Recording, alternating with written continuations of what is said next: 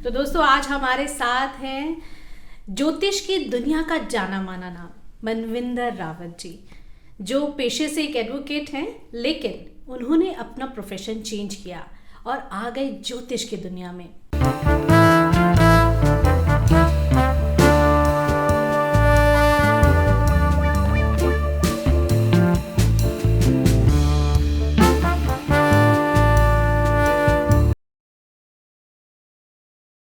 नमस्कार मनविंदर रावत जी, आपने हमें इतना समय दिया। जी मैं नमस्कार। बहुत बहुत शुक्रगुजार हूँ क्योंकि इतना व्यस्त आपका शेड्यूल है। मैं देखती रहती हूँ यूट्यूब पर और आपके वीडियोस, तो मुझे लगता है कि समय निकालना एक बहुत बड़ी समस्या है, लेकिन आपने हमारे लिए समय निकाला, उसके लिए तहे दिल से धन्यवाद। जी बहुत बहुत धन्यवाद, आपने आज मुझे यहाँ बुलाया और आपके साथ बातें करना, सभी के साथ बातें करना, ये मैं चाहता भी था और आज ये पॉसिबल हो पा रहा है। सर, मैं पूछना चाहूंगी अचानक कैसे आपके मन में ये बदलाव आया कि कहाँ एकदम आप LLB कर रहे हैं और अचानक से किस बात से प्रेरणा मिली जो आपने ज्योतिष में कदम रखा? देखिए ऐसा था, मेरे को ना स्टार्टिंग से, शुरुआत से ही मेरी जो सोच है ना एक बड़ी धार्मिक स्पिरिचुअल है। मैं बड़ा डरता हूँ भगवान से हम सब और डरना भी चाहिए, बिल्कुल। क्योंकि देखिए वो परम शक्ति अदृश्य रूप में हम सबको संचालित करती है, चलाती है जी। और कई बार ग्रहों का तो प्रभाव है ही फिर सारा का सारा। और मेरी भी कुंडली में कुछ ऐसे ग्रह हैं कि आपने देखा होगा बहुत सारे लोग ना ऑलराउंडर होते हैं। बिल्कुल। मैं कोई अपनी तारीफ नहीं कर रहा, मैं आपको क्लियर आप कर दूं। तारीफ के काबिल हैं, लेकिन फिर भी हाँ, आपकी ज़बानी सुनने में ज्यादा मजा जी है। जी, पर मैं क्लियर कर देता हूँ कि बहुत सारे लोग ऐसे होते हैं, बहुत अच्छे बिजनेसमैन भी होते हैं, बहुत अच्छे पति होते हैं और बहुत अच्छे एक्टर भी होते हैं, है ना, मतलब मल्टीपल चीज़ों में काम कर रहे होते हैं। तो बस ईश्वर ने मुझे चुना कि मैं आर्ट भी कर लेता हूँ। वाह। इनफैक्ट मेरा तो ये बड़ा शौक था एक्टिंग का, वाह। पर पिताजी ने बोला चुप रहो, पर्सनालिटी तो अच्छी है, no doubt। शांत रहो, या एक्टिंग वगैरह में कुछ नहीं रखा। ठीक है। तो मैं शांत हो गया। बाकी मैं एडवोकेट, पहले मैंने अपनी एजुकेशन ली क्योंकि मुझे हर टाइम ना एक उत्सुकता रहती है जानने की। अगर एस्ट्रोलॉजी की बात करूं तो मेरे फादर बहुत बड़े एस्ट्रोलॉजर हैं, उनका एक बहुत बड़ा नाम है वर्ल्ड वाइड, धर्मगुरु डॉक्टर HS रावत। तो मुझे उन्हीं से प्रेरणा मिली। तो आपके आइडल? मेरे आइडियल 100% मेरे फादर ही हैं, मैं उनको बहुत मानता हूं। और एस्ट्रोलॉजी में ना मेरा आने का एक मेन मोटिव ये था कि लोगों का नज़रिया बदले ज्योतिष के प्रति। देखो, अगर आप अच्छे वक्ता हो और अगर आपके पास ज्ञान भी है, नॉलेज भी है, तो आपकी डिलीवरी पावर ज़्यादा अच्छी हो सकती है, आप लोगों को ज़्यादा अच्छे से कन्वेंस कर सकते हो। आज हमारे देश के प्रधानमंत्री हैं, नॉलेजेबल तो हैं ही, बट उनकी जो वाणी है ना उसमें साक्षात सरस्वती बैठती हैं, तो वो आज डिलीवर कर पा रहे हैं, देश उनके साथ एकजुट होकर खड़ा है। तो ऐसे ही ना मुझे भी ये था कि ठीक है, मैंने LLB करी, मैंने LLM भी किया, मैंने कोर्ट में प्रैक्टिस भी करी और वहाँ ये सब करा मैंने, और वहाँ से एक मुझे बहुत अच्छा एक्सपीरियंस मिला। और वो एक्सपीरियंस ये मिला कि यार अभी तो शादी हुई और 2 साल बाद ही तलाक हो गया, 3 साल बाद ही तलाक हो गया। क्यों ये कोर्ट में इतने मैट्रिमोनियल मैटर आ रहे हैं कि 6 महीने हुए तलाक ले रहे हैं? आखिर इस बच्चे की क्रिमिनल मेंटेलिटी क्यों बनी?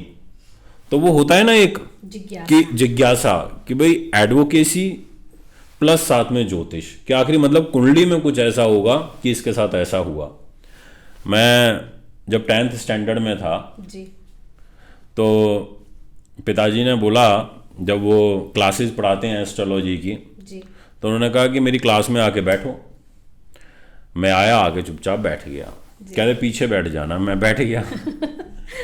कह रहे सिर्फ मुझे सुनना, अगर मैं 100 बातें बता रहा हूँ और उसमें से अगर तुम्हारे को 10 भी समझ में आ जाए तो बहुत है, क्योंकि अभी तुम बहुत छोटे हो और धीरे धीरे ब्रेन का विकास होता है। तो आप बिलीव नहीं करेंगे, मैं जब 10th स्टैंडर्ड में था तब से तो मैंने एस्ट्रोलॉजी की क्लासेस को ज्वाइन कर लिया था और सीखना शुरू किया था। बट एजुकेशन मस्ट है, क्योंकि देखो बिना एजुकेशन के कुछ नहीं है। आज जो मेरा ये कॉन्फिडेंस है ना, ये मुझे कॉन्फिडेंस मेरी एजुकेशन से ही मिला है। आज अगर मैं बिल्कुल बेझिझक होकर किसी चीज़ को बोलता हूँ तो वो आत्मविश्वास इसलिए पैदा हुआ कि मैं एक अच्छा अब पढ़ा लिखा हूँ, अपनी एजुकेशन कंप्लीट करी, तो ऑटोमेटिकली कोई एनवायरनमेंट क्रिएट होता है कि हम कानून को भी जानते हैं। मैं पॉलिटिकल साइंस का स्टूडेंट रहा हूँ, मैंने जब 12th स्टैंडर्ड अपना पूरा किया, फिर मैंने बीए पॉलिटिकल साइंस ऑनर्स करी, मैंने फिर LLB किया, LLM किया। तो ये सारी जो चीज़ें हैं ना, इन्होंने मुझे बड़ा सपोर्ट किया। वैसे तो हैं दोनों चीज़ें बिल्कुल अलग अलग, बस 2014 से मैं एक्टिवली एस्ट्रोलॉजी का काम करने लगा। वैसे तो लगभग मेरे को काफ़ी साल हो गए, 15 साल। मैं आस्था चैनल पे मेरा शो भी आता था, बिल्कुल बच्चा जैसा लगता था, छोटा सा। वो मेरे पास वीडियो भी एक दिन मैंने फेसबुक पर डाल दी थी और लोगों ने बोला, अरे हमें नहीं पता था कि आप इतनी कम उम्र से कैमरे को फेस कर रहे हैं। तो अच्छा लगा, वो मेमोरी के अंदर आया, लोगों ने अप्रिशिएट किया। तो बस मेरी सिर्फ यही सोच थी कि मैं ज़्यादा से ज़्यादा लोगों को ज्योतिष से जोड़ पाऊँ, क्योंकि ज्योतिष क्या है, देखो 2 शब्दों का मिलन है, ज्योति प्लस ईश मिलकर के ज्योतिष बना। और अगर लाइट नहीं होगी ना तो कुछ भी नहीं है। और इसीलिए जो ज्योति होती है ना, वो हमारे जीवन को प्रकाशित करती है। जब सूर्य उदय होता है तो एक नई ऊर्जा, एक नई किरण, एक नई उम्मीद, एक नया उत्साह हमारी लाइफ में लेकर के आता है। इसलिए कहते हैं कि सुबह सुबह की जो सूरज की जो रोशनी होती है वो घर में आनी बहुत ज़रूरी होती है। तो इसीलिए बेसिकली मेरे मन में हमेशा यही ख्याल आते रहते थे कि अगर मेरे पिताजी इतने टॉप के एस्ट्रोलॉजर हैं, उनका इतना बड़ा नाम है, तो मुझे भी एक अच्छा एस्ट्रोलॉजर उनके पद चिन्हों पर चलते हुए बनना है। और आज ईश्वर की ऐसी कृपा है कि एक अच्छा यूट्यूब चैनल में अपना चलाता हूँ, अच्छा फेसबुक पेज होल्ड करता हूँ, एक अच्छी वर्ल्ड वाइड ईश्वर की कृपा ऐसी है कि एक बहुत अच्छी सामाजिक प्रतिष्ठा है। अच्छा लगता है कि लोग रिकॉग्नाइज करते हैं जब कहीं भी जाते हैं। अब तो आप सेलिब्रिटी हैं, इस बात से आप नकार नहीं सकते कि आप एक सेलिब्रिटी हैं, चाहे आप एक्टर नहीं बन सके, लेकिन कहीं ना कहीं आज आप एक सेलिब्रिटी हैं। आप इंडिया में ही नहीं, इंडिया से बाहर जाते हैं, सेमिनार्स, इवेंट्स का हिस्सा बनते हैं, लोगों के अंदर अवेयरनेस फैलाते हैं। ज्योतिष का जो एक भ्रम है और एक साइंटिफिक ढंग है, उसको एक क्लैरिटी देने में आपका कोई आसानी नहीं है। और मैं सभी ये जानते हैं कि डॉक्टर HS रावत, उनका इतना बड़ा नाम है, उनसे आपको इतनी कम उम्र से, आप उनकी बेटे हैं और आपको बचपन से ही इस तरह की शिक्षा मिली है। तो दोस्तों ये बहुत ही कमाल की बात है कि इतनी छोटी उम्र में, तो वो यही कहते हैं ना कि अब इतना अच्छा माहौल मिला तो आप उतना खिल कर निकल पाए, आपको एक विरासत में मिला है ज्योतिष। तो ये बहुत कमाल की बात है। और अच्छा, मैं एक चीज़ आपको बताता हूँ बड़े इंटरेस्टिंग से। बताइए। मेरे जो पिताजी थे ना, वो नहीं चाहते थे कि मैं ज्योतिष में आऊँ। अरे वाह, ये नया है, ये कुछ नया ये नया ही अभी तक नहीं पता था, ये आप भी पता चलेगा सबको। बताइए। वो ये कहते थे कि तुम ना एडवोकेसी में आगे बढ़ो, अच्छा। बहुत अच्छा बोलते हो आप। तो आवाज़ में मेरे को बोलते थे, मानविंदर तुम्हारी आवाज़ में बड़ा ना रॉब है, तो तुम एक बहुत अच्छे ना एडवोकेट बन सकते हो, नामी। और बहुत अच्छे वॉइस आर्टिस्ट बन सकते हैं, क्योंकि मैं एक वॉइस आर्टिस्ट हूँ और मैं आपकी जैसी आवाज़ को एकदम रिकमेंड करूंगी। बहुत बहुत खूबसूरत आवाज़ है। बस ये तो ईश्वर की देन है। कहते हैं ना, वो जीन्स का फ़र्क तो आता ही है। अब फादर की आवाज़ में एक अपने आप ही बहुत ज़बरदस्त रॉब है उनकी आवाज़ में, तो वो मुझ में भी आई, वो मेरे छोटा ब्रदर है उसके अंदर भी आई। तो वो प्रभाव, तो वो हमेशा चाहते थे कि मैं एक बड़ा एडवोकेट बनूं, मेरा एक अच्छा नाम हो एडवोकेसी में। बट मेरी हॉरोस्कोप के अंदर वो 2 ग्रह ऐसे बैठे हैं जो मेरे को ज्योतिष में आगे लेकर के आए। अच्छा। तो एक है गुरु और दूसरा शुक्र। अब ये गुरु शुक्र अगर कुंडली में दोनों इकट्ठे बैठ जाए ना, तो मैंने बहुत कुंडलियों पर रिसर्च किया है, बहुत कुंडलियों पर। तो ऐसा जो इंसान होता है ना, वो बड़ा मल्टी टैलेंटेड हो जाता है, क्योंकि गुरु से ज्ञान मिलता है, शुक्र से आर्ट मिलती है। और शुक्र भी बहुत ज्ञानी है, उसको दैत्य गुरु बोला जाता है। और गुरु तो फिर है ही जिसने देवताओं को एजुकेशन दी। तो ये दोनों मेरे मन पर बैठे हैं, और मन पर बैठ करके ना मेरे कर्म को इफेक्ट डाल रहे हैं। तो मेरा कर्म ज्ञान की तरफ आ गया।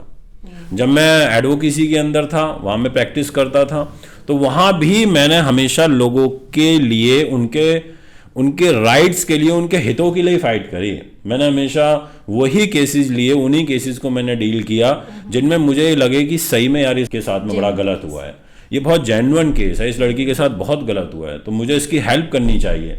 तो आप बिलीव नहीं करोगे कि मैंने अपनी एडवोकेसी की जितनी भी समय तक प्रैक्टिस करी ना, मैंने निःशुल्क करी, कभी किसी से एक पैसा नहीं लिया। ये तो बिल्कुल और काबिल तारीफ है। और ये ना मेरी अंदर से मेरी जो कॉन्शियस थी वो मुझे कहती थी कि नहीं, अगर तुम आए हो और किसी का भला कर सकते हो और सही में वो ज़रूरतमंद इंसान है तो उसकी मदद करनी चाहिए।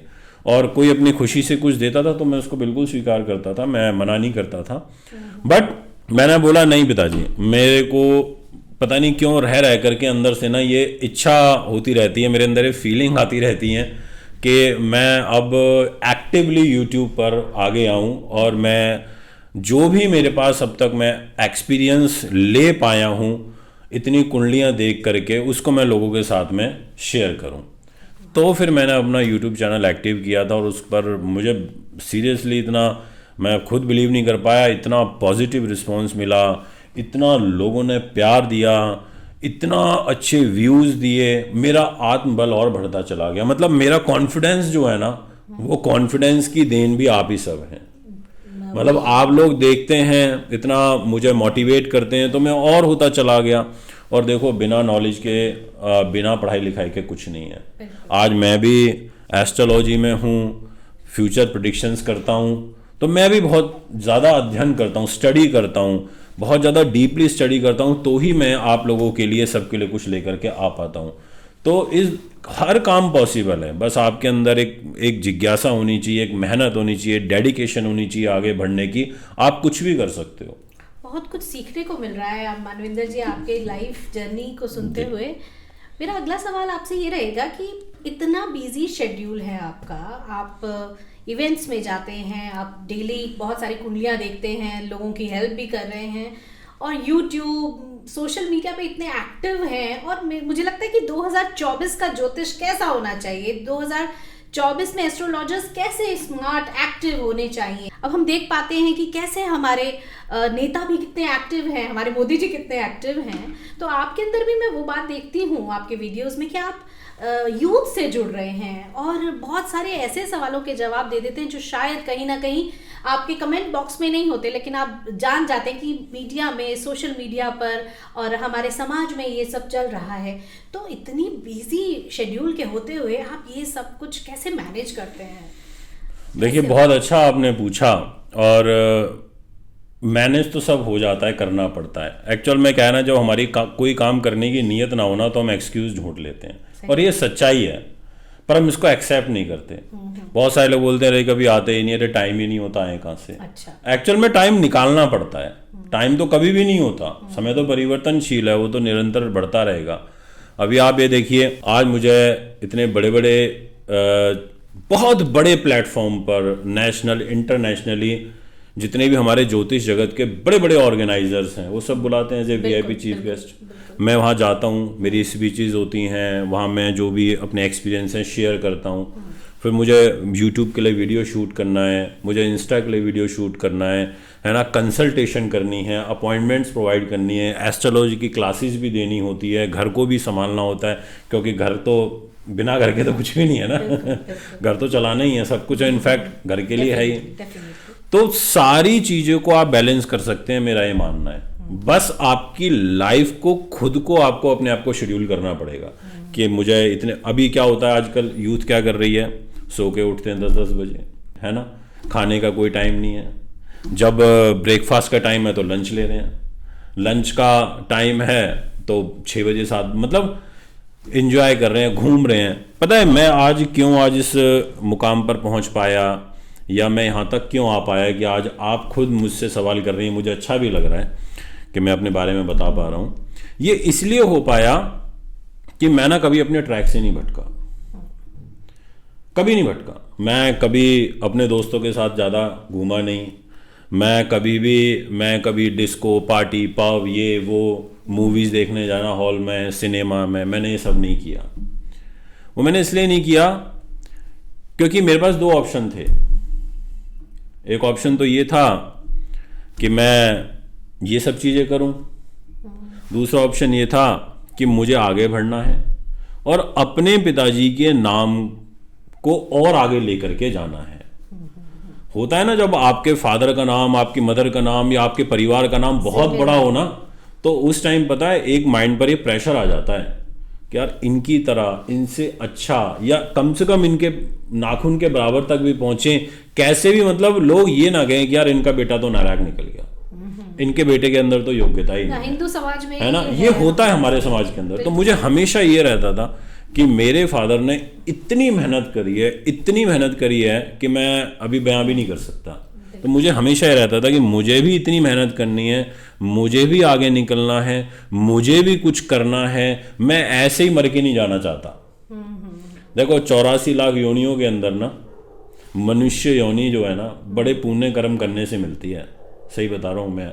हम सब धन्य हैं कि हमारे को मानव जीवन मिला है, और उसमें अगर हमने अच्छे कर्म कर लिए ना तो समझ लो आगे का जन्म भी निश्चित हो गया, और स्वर्ग नर्क सब यहीं पर ही है। हमारे पाप, हम जो भी कुछ गलत करते हैं सब यहीं भुगतना पड़ता है। तो मैं पूरी यूथ को ये कहना चाहता हूँ कि आप सब ना अपनी लाइफ को शेड्यूल तरीके से जीना शुरू कर दीजिए।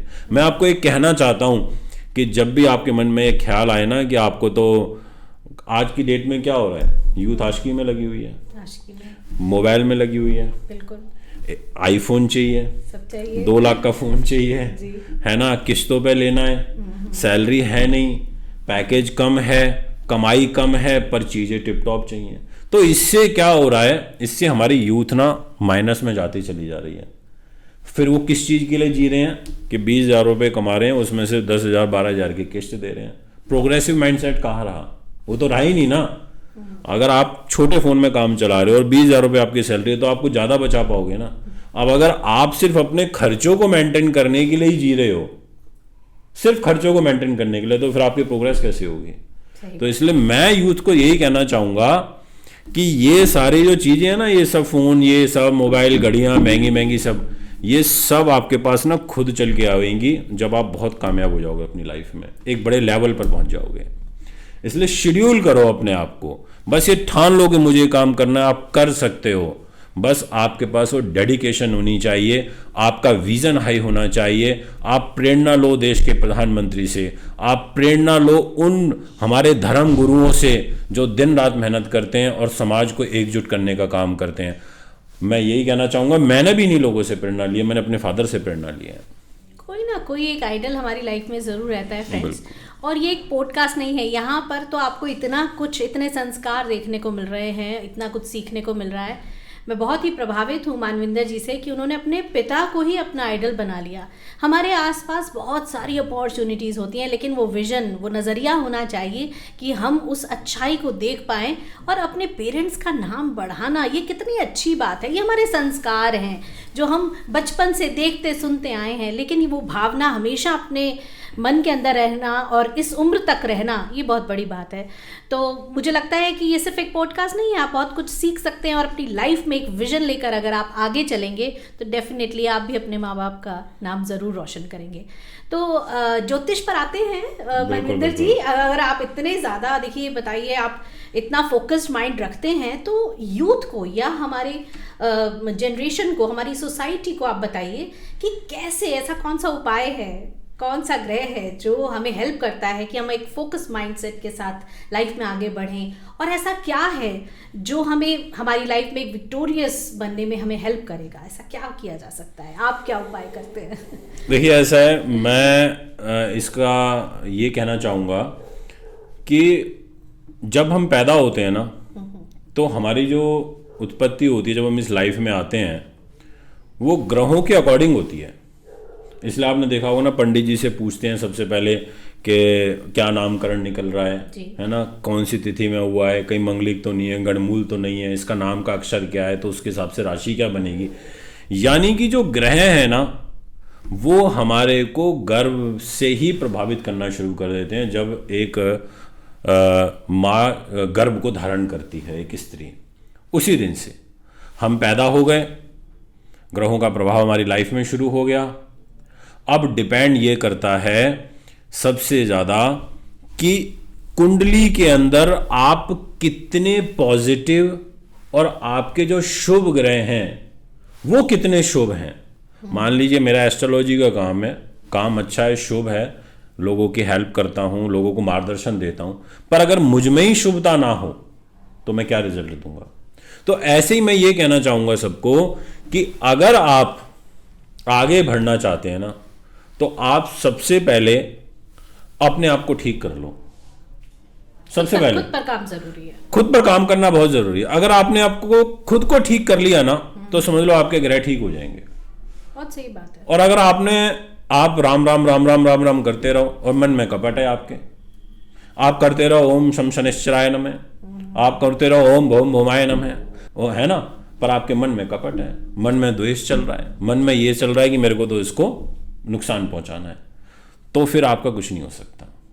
तो मैं सबसे पहले कहना चाहता हूं अपने युवा भाइयों को, अपने साथियों को, कि आप अपनी आत्मा को शुद्ध करो।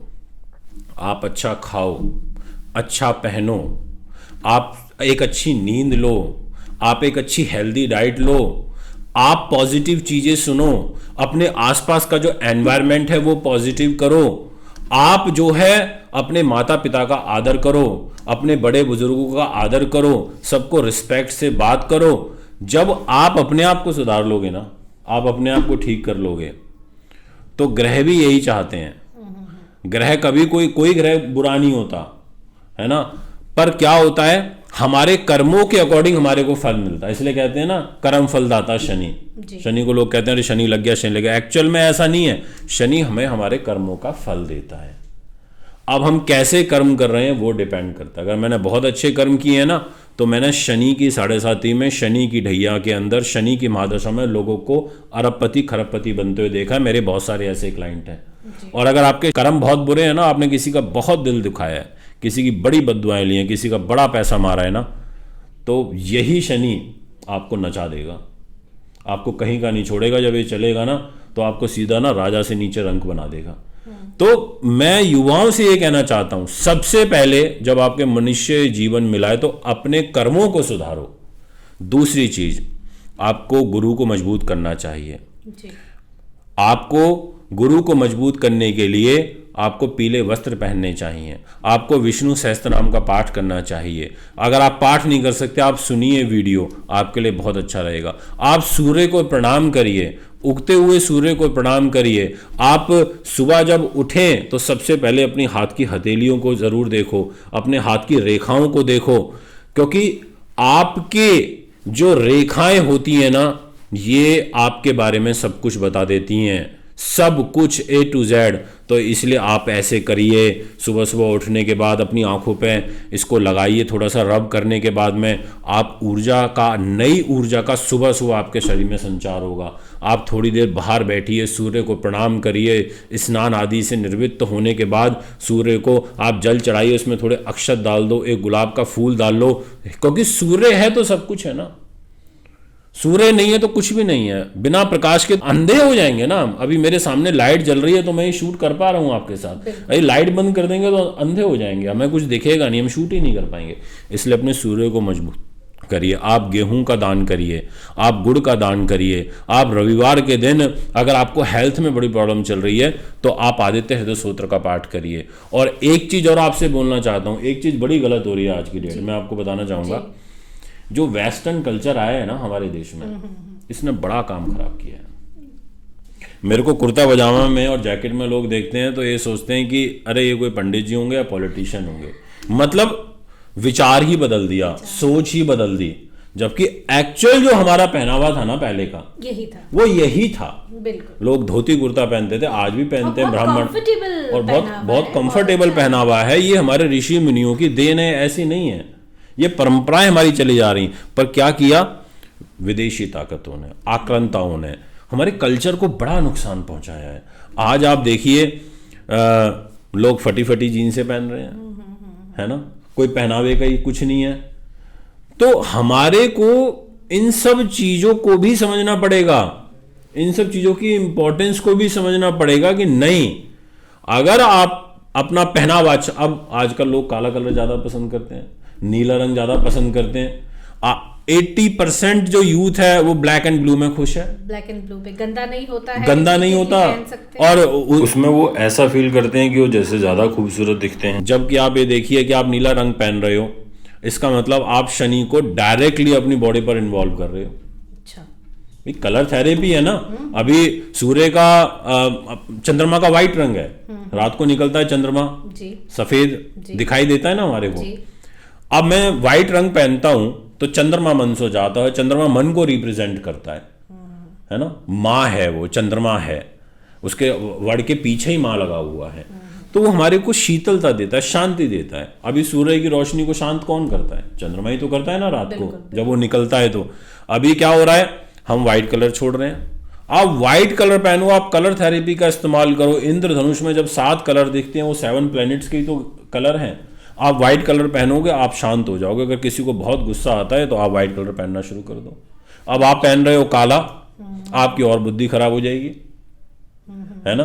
आप राहु को मजबूत कर रहे हो। आप शनि का रंग पहन रहे हो, आप अगर अभी थोड़ा झूठ बोलते हो तो ज्यादा बोलने लग जाओगे, क्योंकि वो डायरेक्ट हम उस कलर को अपने शरीर में इनपुट कर रहे हैं। कलर ही नेगेटिव हो गया, उसका प्रभाव नेगेटिव हो गया। अब मान लीजिए आपकी कुंडली में शनि आपको वैसे ही नुकसान पहुंचा रहा है जी। क्या खराब है, और फिर आपने उस कलर को भी पहन लिया तो वो खराब हो जाएगा।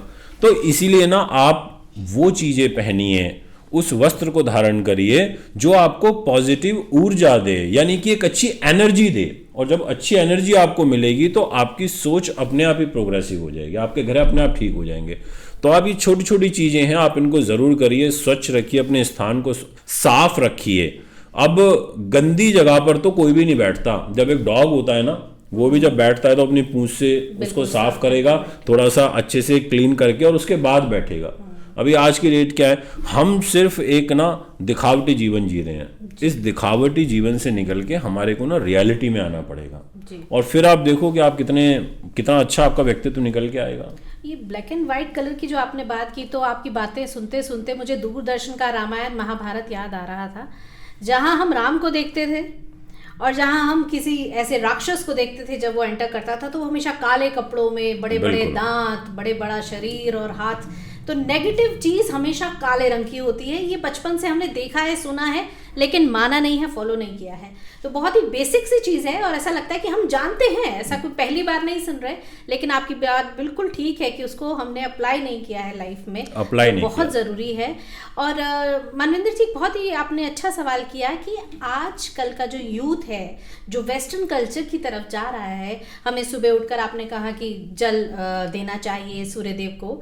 बहुत सारे छोटे छोटे उपाय हैं जो बड़ी आसानी से हम कर सकते हैं, लेकिन जो लोग ऑनलाइन जॉब करते हैं, नाइट शिफ्ट्स हैं, उनके लिए कैसे पॉसिबल है? क्योंकि हो सकता है कि ऐसे बहुत से लोग होंगे जो ये चाहते होंगे कि इस तरह का उनका भी सात्विक अच्छा जीवन जिए वो, और उनको भी लाइफ में बहुत बेनिफिट्स मिलें, लेकिन ये कैसे पॉसिबल है? जो बंदा रात में ही ड्यूटी से जा रहा है, ड्यूटी के लिए जा रहा है, एंड देन मॉर्निंग में वापस आता है और सो जाता है, फिर वो 12-1 बजे का जो एक ट्रेंड बन चुका है, यहाँ भी ये बात भी है कि ज़रूरी नहीं है कि वो नाइट शिफ्ट्स में कहीं जाकर काम करे। ऑनलाइन घर पर भी अब जितना भी काम हो रहा है वो रात में है। आपको क्या लगता है, क्या उपाय हो सकता है, क्या चीज़ें करनी? बिल्कुल, देखिए मैं आपको बोलूँ, इसका जो उपाय है ना रेमेडी, वो आप ही ने बता दिया अभी। अच्छा ऐसा कैसे? अभी ऐसे कैसे मैं आपको बताता हूँ।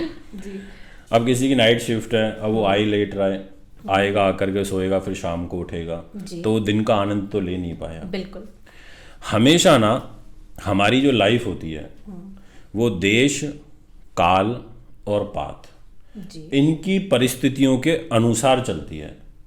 और इसके अनुसार, यानी कि इसके अकॉर्डिंग चलना, यानी कि आप दोष मुक्त हो रहे हो। सीरियसली बोल रहा हूं मैं आपको। अब आप सुबह सूर्य को जल देना चाहते हो पर आप नहीं दे पा रहे क्योंकि आप ड्यूटी पर हो, आपको उसका दोष नहीं लगेगा, क्योंकि आपकी इंटेंशन अच्छी है। इंटेंशन शुड बी क्लियर ना।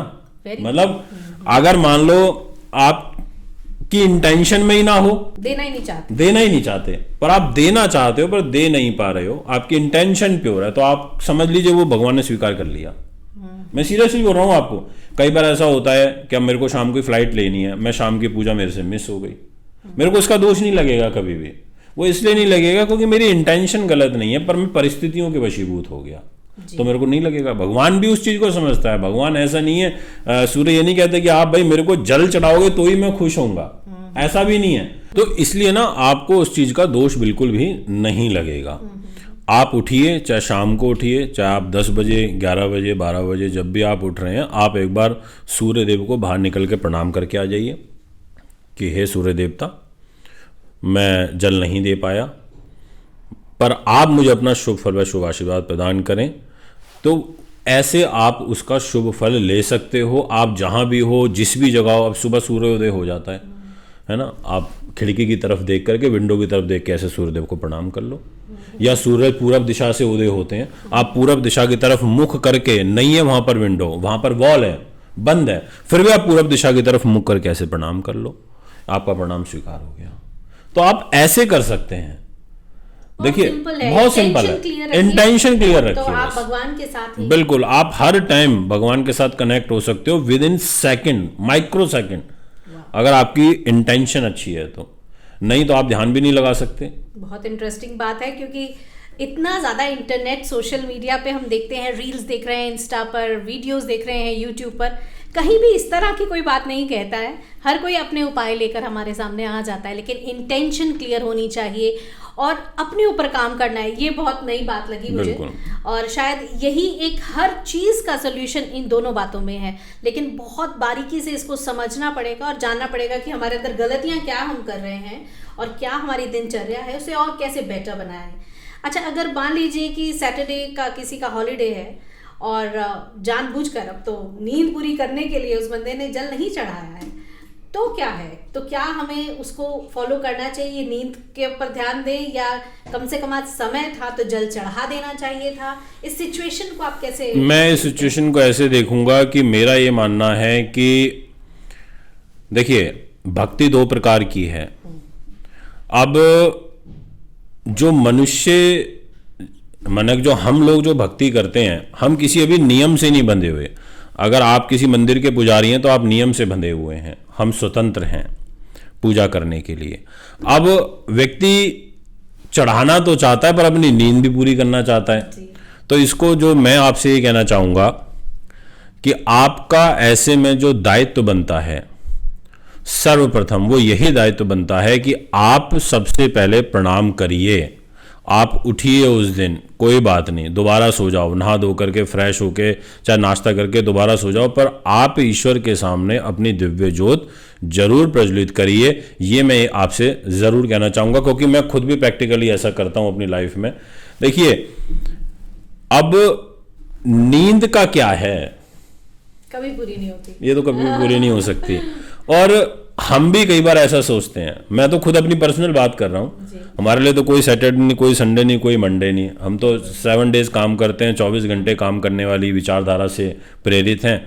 तो हम कभी ऐसे नहीं सोचते, और मैं आपको भी कहना चाहूँगा। पर हाँ, इसमें मैं एक चीज़ की राहत आपको ज़रूर दूंगा। अगर आपकी कुंडली में ना सही में शनि का दोष लगा हुआ है तो आप मिस बिल्कुल मत करना, फिर तो आप करो, तो या नियम का फॉलो करना, या आपने कोई संकल्प ले रखा है कि आपको 21 शनिवार तक ये काम करना है, या आपने 31 शनिवार तक आपको ये काम करना तो है। संकल्प हम अपने मन में कुछ भी रख सकते हैं या किसी से? नहीं, आप संकल्प स्वयं से भी हो सकते हो। अपने आप से बड़ा संकल्प तो कुछ भी नहीं है। कहते हैं ना कि अगर मैंने खुद को कमांड दे दी तो इंसान कुछ भी कर लेता है। तो यानी कि आप खुद के लिए संकल्पित हो गए, अपने आप के लिए। तो ऐसे आप खुद को संकल्प दे दो कि भाई ठीक है, मुझे आज से ड्रिंक नहीं करनी, मुझे छोड़नी है। आप दुनिया का कितना ही बड़ा डॉक्टर हो, वो आपकी ड्रिंक नहीं छुड़वा सकता। अगर आपने खुद को कमांड दे ली ना तो आप छोड़ दोगे। मेरे सामने बहुत सारे उदाहरण है। पंडित जी, हमारे साथ ऐसा, मेरे साथ हादसा हुआ, मैंने सोचा मेरे को अब आज के बाद नहीं दारू पीनी, मैंने नहीं पी। लोग ऐसा बताते हैं आकर के, यानी कि आपने खुद को ही बांध लिया अपने संकल्प से। अगर आपने उसको पूरा कर लीजिए तो समझ लो आपसे अच्छा इंसान और आपसे अच्छा पुरुष नहीं हो सकता कोई भी। तो आप संकल्प से बंधे हुए हैं तो उसको मत तोड़ना, उसका दोष लगेगा। ये मैं कहना चाहूँगा। यानी डिसिप्लिन के साथ साथ संकल्प को लेकर आगे बढ़ें, चाहे वो न्यू ईयर रेजोल्यूशन हो, चाहे 2-3 महीने निकल चुके हैं 2024 में, अभी भी बहुत कहते हैं ना पिक्चर बाकी है। इस साल को अगर और भी बेहतर बनाना है तो इस तरह से संकल्प के साथ अगर आगे बढ़ेंगे तो मुझे लगता है हम भी अपनी लाइफ में कुछ तो पा ही लेंगे। बहुत अच्छा लगा मनविंदर जी आपसे बात करके, और मैं लगातार आपसे प्रेरित हो रही हूँ, और मुझे लगता है कि हमारे सारी ऑडियंस भी, आपके फॉलोअर्स इन बातों को सुन के बहुत ज़्यादा प्रेरित हो रहे होंगे। तो मैं चाहूँगी फ्रेंड्स, आप कमेंट बॉक्स में, कमेंट सेक्शन में जाएं और हमें बहुत जल्दी बहुत अच्छे क्वेश्चंस जो आपके मन में अभी उठ रहे होंगे, आप हमसे सवाल कर सकते हैं। मानविंदर जी उनका ज़रूर जवाब देंगे। नेक्स्ट पॉडकास्ट में हम उन सवालों को लेकर आएंगे और आपके मन की जितनी भी बातें हैं उनको यहाँ पर डिस्कस करेंगे। बहुत अच्छा लगा मानविंदर जी आपसे बात करके। अब एक आखिरी बात, आप हमारे यूथ को, हमारे सोसाइटी को एक छोटा सा मैसेज क्या देना चाहेंगे? मैं तो यही मैसेज देना चाहता हूँ कि आप युवाओं हो, मैं भी युवा हूँ, और हमारे इन कंधों पर ना देश का भविष्य है। और ये सच है, बिल्कुल। आज की डेट में सबसे ज्यादा वोटर ही युवा हैं। युवा, और अगर युवा शक्ति जागृत हो गई ना, युवा एक हो गए, तो मैं कहता हूं, मैं तो सबसे पहले देश की बात करूंगा क्योंकि हम सब भारतीय हैं। तो भारत विश्व गुरु बनने से भारत को कोई नहीं रोक सकता। कमाल है। कोई भी नहीं रोक सकता, सिर्फ हमारे को अपने आप को और अपनी शक्ति को पहचानना है। भारत में पोटेंशियल की कमी नहीं है। भारत के वैज्ञानिक और डॉक्टर जाकर के बाहर बैठे हुए हैं, अमेरिका के अंदर, यूरोप में, कनाडा में, मतलब, और वो वहां जाकर के उनको कमा करके दे रहे हैं। तो इसलिए मेरे युवा भाइयों, आपके सामने हाथ जोड़ के कह रहा हूं कि अपने 16-17 साल के हो तो अपने रास्ते से मत भटकना, अपने माँ बाप का ध्यान कर लेना। अगर आशिकी के ख्याल आए ना तो ये सोच लेना, मेरे माँ बाप ने मेरे को बहुत मेहनत से मेरा पालन पोषण किया है, अपना पेट भूखा रख करके मुझे पाल करके मेरी फीस कॉलेज की भरी है, और मैं आज जाकर के आशिकी कर रहा हूँ। ये आशिकी तो बाद में भी हो जाएगी। अगर 16-17 साल के हो ना और आपकी पीक एज चल रही है, कॉलेज के टाइम पर हो, 25, 26, 27 तक पीक का कैरियर होता है एजुकेशन का, आगे बढ़ने का। तो दोस्तों, बस मेरी एक छोटी सी बात मान लेना कि अपने माँ बाप को याद कर लेना। आपको ऐसा लगेगा कुछ नहीं है आशिकी, आपको ऐसा लगेगा कौन है ये तीसरा आदमी, कुछ नहीं है, एग्जिस्ट ही नहीं करता, मेरे माँ बाप हैं जिन्होंने मुझे जन्म दिया है। तो बस ये याद कर लेना, आप बहुत आगे निकल जाओगे। तो फ्रेंड्स, एक लाइफ में अच्छा आइडियल होना कितना ज़रूरी है, आज के पॉडकास्ट में आपने देखा, विचारों को जाना, समझा, और वो बातें हमने डिस्कस की जो शायद आप कभी पहले जान नहीं पाए थे। तो बहुत कुछ सीखने के लिए अगर हम चाहें तो वही पॉजिटिव एटीट्यूड और एक राइट गोल, लाइफ का एक राइट मिशन, राइट विजन हो तो लाइफ में सब कुछ पॉसिबल है। इसी के साथ हम नेक्स्ट एपिसोड में बहुत सारी और मज़ेदार बातों के साथ मनविंदर जी के साथ फिर हाजिर होंगे। तब तक थैंक यू, नमस्कार।